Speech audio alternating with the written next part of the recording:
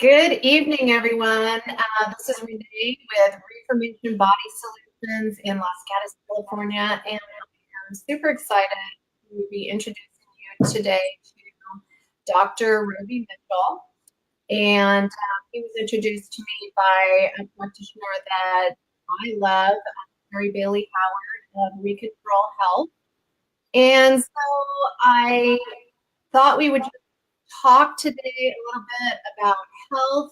And one of the things that I find with a lot of my clients is that maybe they want to lose weight, but they're having a very difficult time losing weight and figuring out why they can't lose weight. And there's many, many different reasons for that. But some of the things we're going to talk about today is some of your Fitt's product and his innovative techniques for healing naturally and helping you get to a place where you can get your body aligned and your hormones balanced, and also to get your weight to a place where you can balance it easily and manage it. So, Dr. Mitchell, I'd like to introduce you and have you tell our audience a little bit about yourself.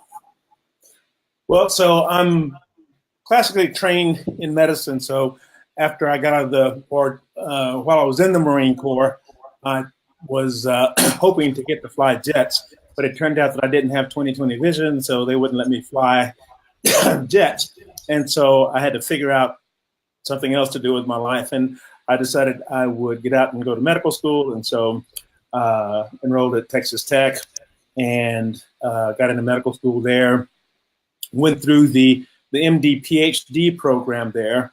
And while doing my PhD, and that was in cardiovascular pharmacology, I was sent over to China to study Chinese traditional medicine and acupuncture for 4 months.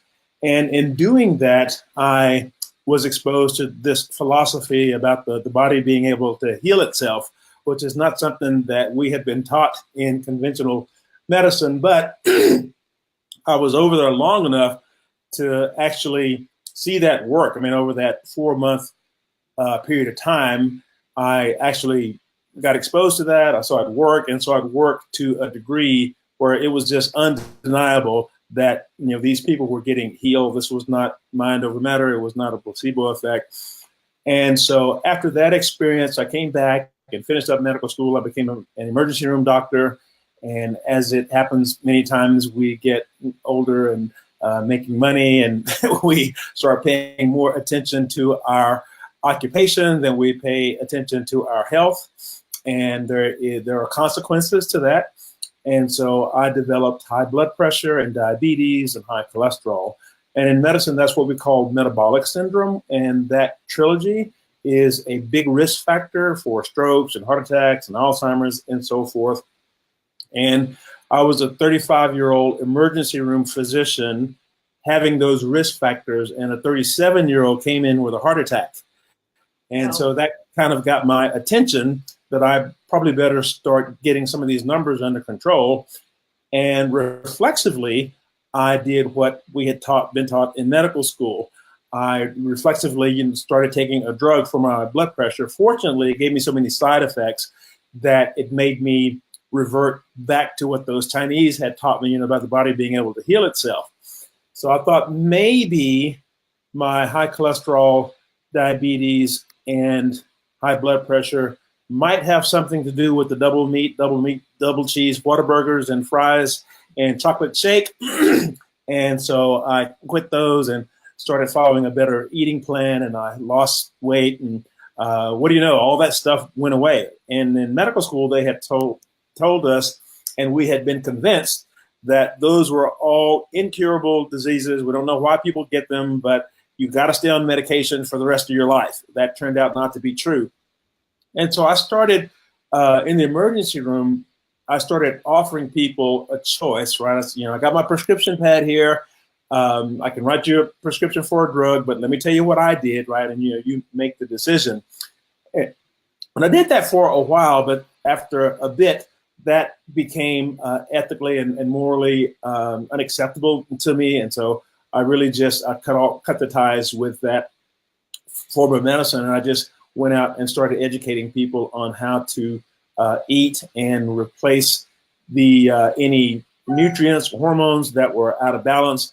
And it was the beginning of what I now call intelligent design medicine. And basically, there are just two basic principles of intelligent design medicine. And it's the same principles that a car mechanic would follow. And the first principle is that if there is something that's supposed to be there by intelligent design that's missing, put it back. The second principle is if there is something that's not supposed to be there by intelligent design, remove it. So if the oil light is on, right, then you just replace oil. If there's a nail in the tire, take the nail out, right? And so basically, that's what I do, and what I teach other practitioners to do is to find out those two, approach everybody with those two principles. So if we do that, then this innate mechanism of healing, it kicks in, right? And we just stand back and watch the miracle happen, right? This miracle of healing, innate healing that's in the body. Your body's already it's already programmed into your DNA. And as long as you take care of those two basic principles, then the healing happens. Yeah. So speaking of metabolic syndrome, in my clinic, we deal with that a lot.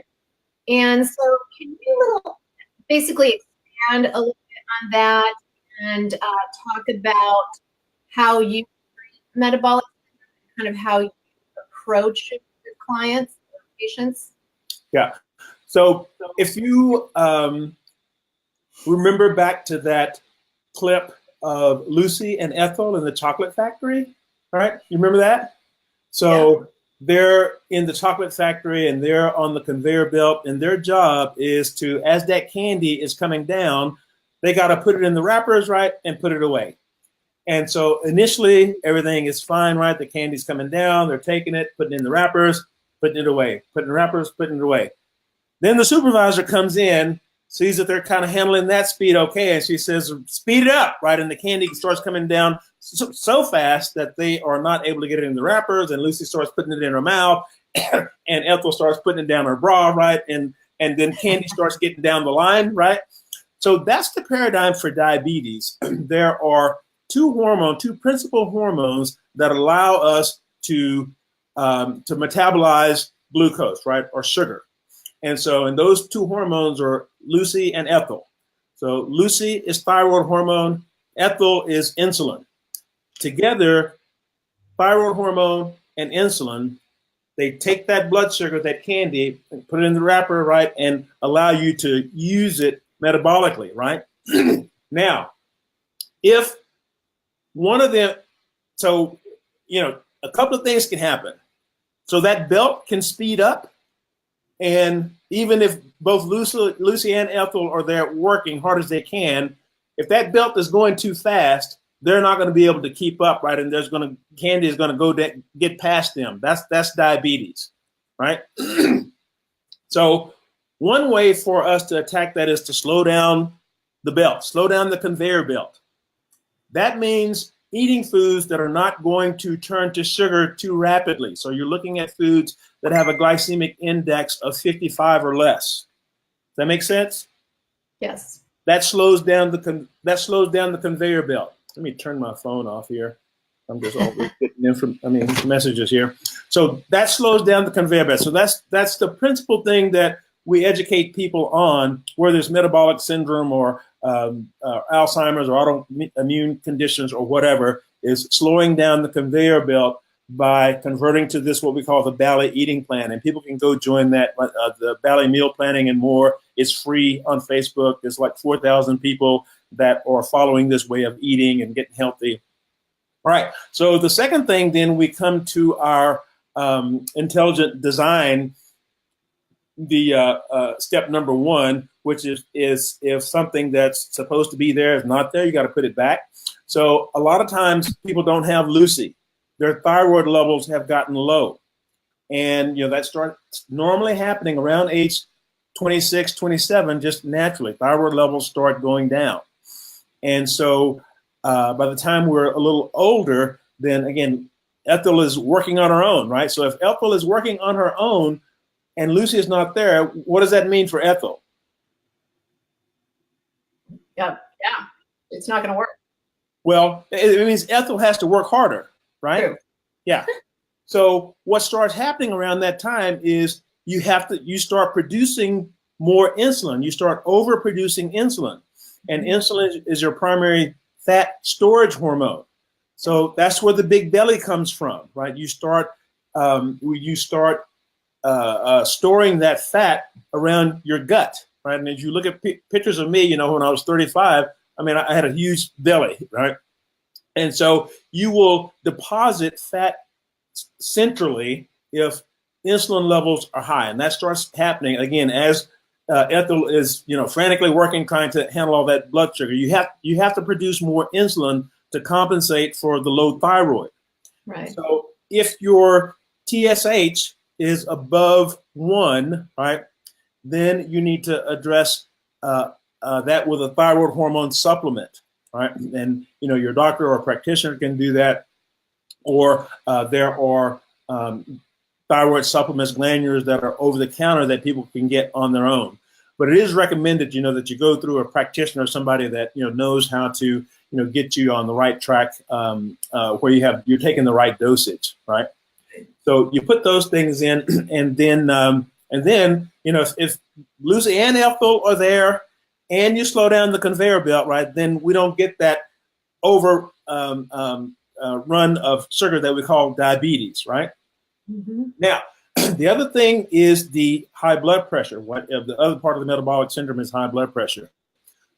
High blood pressure happens from a deficiency of magnesium and potassium. How do we get deficiencies of magnesium and potassium? Well, vitamins, minerals, amino acids, they have to have an electrical charge on them in order for them to be absorbed across your stomach lining. And they get that electrical charge by your stomach production of hydrochloric acid, right? So your stomach produces hydrochloric acid, that puts the electrical charge on amino acids and vitamins and minerals and so forth, and then they get absorbed. If you start producing inadequate amounts of hydrochloric acid, then you stop absorbing nutrients as well. This is how people get deficient in B12, right? How they get deficient in magnesium and get deficient in potassium, and then blood pressure starts to go up, right? If we don't have that balance of magnesium and potassium on one side and calcium on the other. So magnesium and potassium, they open up blood vessels, and calcium closes blood vessels. And so normally there's a synergy there, a back and forth, like two kids on a seesaw, right? And they work together. But if magnesium and potassium are gone, then you're going to have a dominance of calcium, and blood vessels are going to constrict, right? Just in general, muscles are going to spasm. So you get menstrual cramps, you get Charlie horses, you get high blood pressure, you get migraines, right? All of those things happen if you have a deficiency of magnesium and potassium. So on your blood work, you can check that by looking at what's called an MCV. It's on a routine blood analysis under your CBC. It'll say MCV. And what MCV stands for is mean corpuscular volume. And it tells you how big your red blood cells are, right? And so there's a very narrow range of size that these red blood cells are effective at in carrying your hemoglobin and oxygen, right? They can't be too small and they can't be too big, right? So the smaller they get or the bigger they get, the less efficient that they are. Now, what causes red blood cells to get small is a lack of iron, right? They will get small. If you have a lack of B12, then they'll start getting bigger and bigger and bigger. So look at that MCV. If it's 90 or above, then that means you're not producing adequate hydrochloric acid. And you'll have to correct that by using a hydrochloric acid supplement, right? And that's what we have here in the Robenzyme. So you start taking that each meal, replace the hydrochloric acid, and then you start to ionize your potassium and magnesium, and make sure you're following that ballet eating plan, right, which has plenty of potassium in it. And it doesn't hurt to take a magnesium supplement also. Magnesium is not so readily found in your food, but then your blood pressure goes down, right? It comes back down to normal, right? So, Go ahead. Okay. So I have so many questions. Sorry.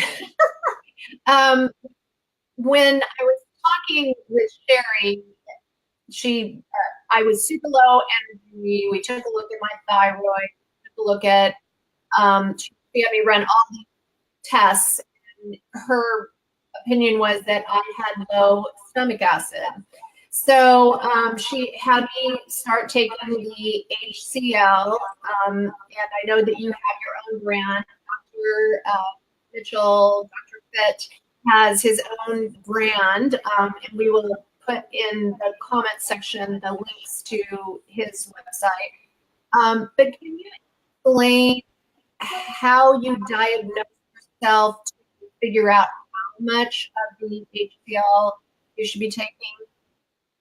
So everybody has to kind of figure that out on their own, so that it's individual. And so you start taking, so with mine, an adult starts taking 5 each meal, and then they go up to 6, 7, 8, 9. At some point, you'll get a little heartburn, right? And then you back down 1 from that. So I get heartburn with mine, so I take 8 each meal. Okay. And tell us the process of what that is doing and why it's incredibly important, and can we heal ourselves at some point? Let me see now. You're kind of breaking up in between there. So repeat that question again. I'm sorry. Tell us, describe what is going on in the body that causes the low acidity. I guess we talked about that with the magnesium and the 12 and what have you. But is it possible for us to heal this process and get the stomach acid back to where it belongs, or do we have to continue to take that supplement? That can happen, and the younger you are, the more likely it is to happen. But that production of hydrochloric acid by your stomach is very energy dependent. So normally you produce the hydrochloric acid you produce increases your stomach pH 3 million times above what your arterial pH is, right? What your blood pH is. 3 million times, right?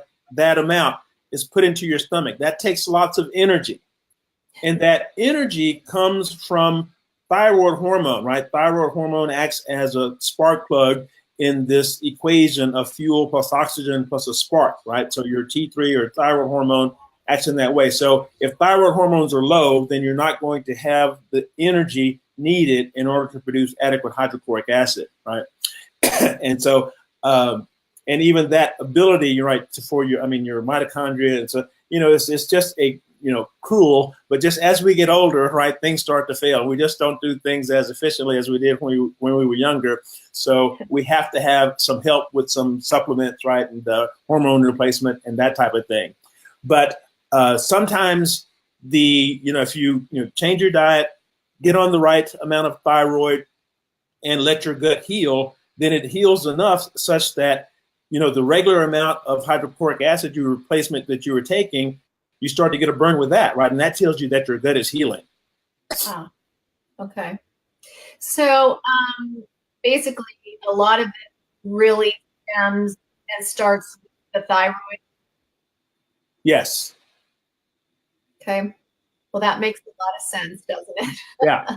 Yeah. I think one of the frustrating things in my own practice is to have a client that sits in front of me and I can tell that they need thyroid supplementation, and their doctor says, you're fine. Yeah. So what is it that the traditional Western medicine doctor is seeing or not seeing? If you can explain that so that people can start helping themselves. Yeah. So first of all, I would recommend people get this book, Hypothyroidism Type 2 by Starr. So they will develop a fund of knowledge and enough education so that they can have an intellectual back and forth with their physician, and not just get browbeaten. So what should happen in an interface between a patient and a physician is that you go in and you tell me what's going on. I ask you a lot of questions, right, to try to figure out what's going on, why you're tired, why you're depressed, why your hands are cold all the time, why your hair is falling out, why your skin is dry. You tell me all that, and then I should perform a head-to-toe physical exam on you, looking at everything to see what information, what kind of conclusion that I can come up with, right? So because every hormonal deficiency, it leaves you with a set of symptoms. If your levels of testosterone are low, there's a set of symptoms, right, that you will have. If your estrogen is low, there's a set of symptoms that you will have. If thyroid hormone is low, there is a set of symptoms that you will have that a doctor should look for and to be able to confirm whether you have this syndrome or not, right? I should be, if I see feathers and webbed feet and a bill, right, I shouldn't really have to do a test to know that that's a duck, right? But the problem is most doctors now, they only look at the blood tests, right? They will only look at the blood tests, and it's in this huge range of normalcy, right? You may have started up here when you were 20, and then now you're 40 and your levels are down here, still within the normal range, right? And they will say that you are normal, right? Now, if that was IQ, that wouldn't be, if you drop from 120 IQ down to 70, which is normal, they would not say that that's okay, right? They would say something's wrong. So again, throughout my several years of looking at patients and actually talking to women and getting their symptoms and so forth, I saw that these hypothyroidism, it actually starts when that TSH, it goes up above 1.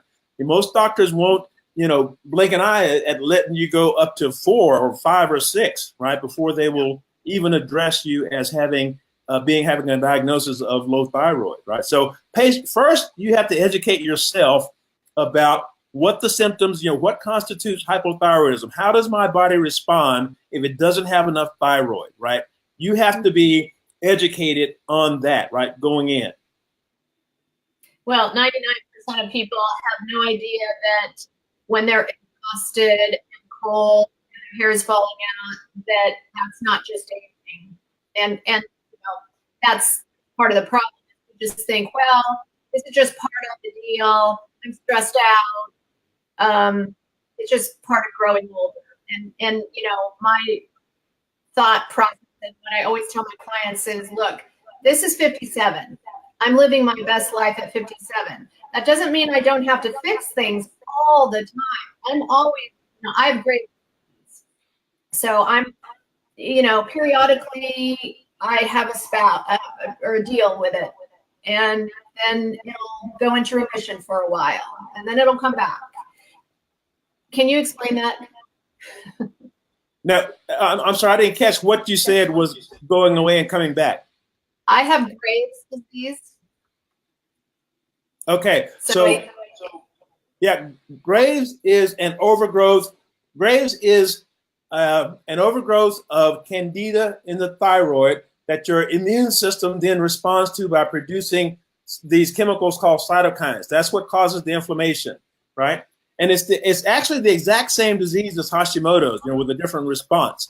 So if you let your hydrochloric acid levels get low, or if that something happens, there's an event or a party or Christmas or whatever, and the conveyor belt goes too fast, then you'll give your yeast Candida enough fuel that they'll overgrow, and that's what will kick that off.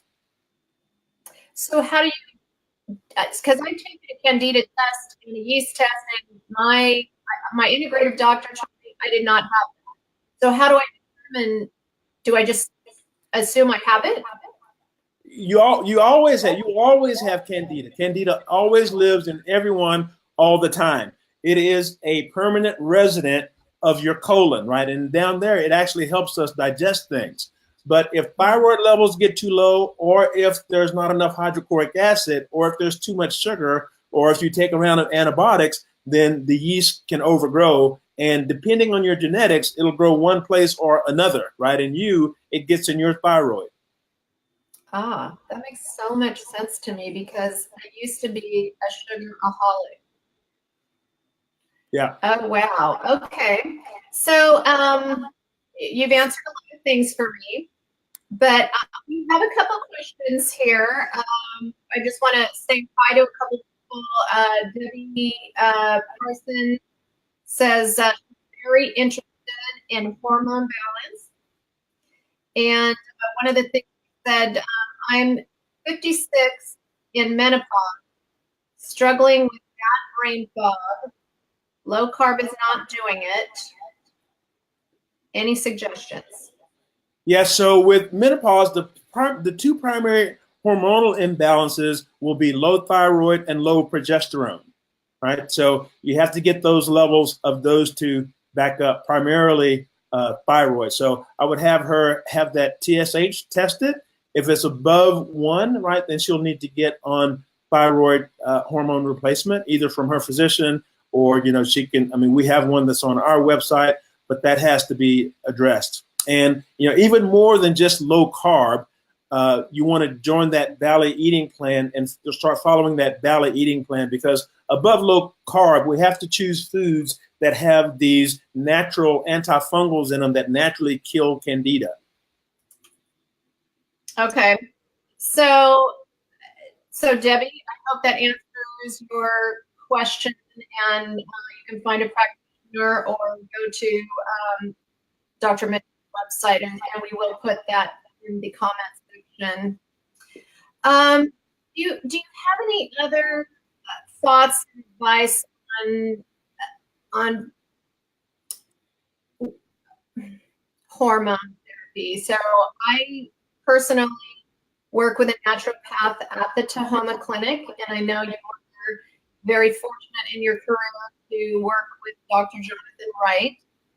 Can you tell us just the basics of when a woman should start thinking about bioidentical hormone replacement? So there is on a different website that I have, an informational website. It's drfittinfo.com, drfittinfo.com. There is a page on there that says symptom profiles that you can download. And so you can go through and evaluate yourself for your levels of estrogen, progesterone, thyroid hormone, growth hormone, and others. And so using that as a screening tool, then you'll have an idea of which hormonal deficiencies that need to be looked at. And then above that, the practitioner, they can do saliva testing or other testing to nail things down. But you'll get a very good assessment of where you are just by filling out those symptom profiles. It does the Candida also. Okay, that sounds awesome. So, Dr. Mitchell, thank you for joining us today. And I'm sorry that our audio wasn't great, but I would love to talk to you further on maybe next month we can get together and if there's a specific subject that you guys want to hear about, let us know. And also follow Dr. Fitt on Facebook, and I will place links for his websites.